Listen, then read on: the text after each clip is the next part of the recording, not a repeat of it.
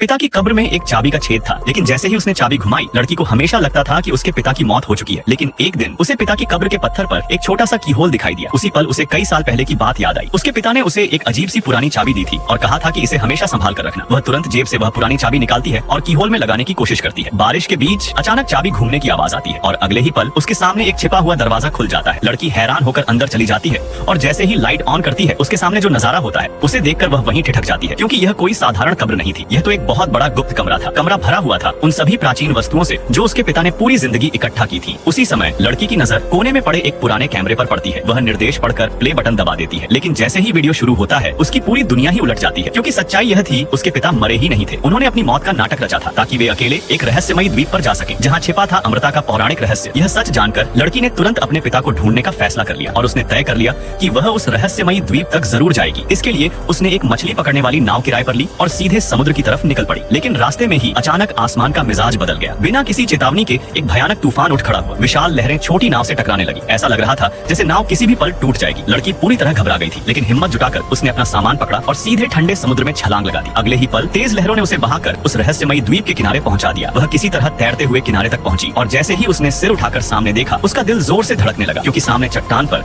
एक आदमी खड़ा था और वह आदमी कोई और नहीं बल्कि वही पिता था जिसे वह सालों से मरा हुआ समझती थी।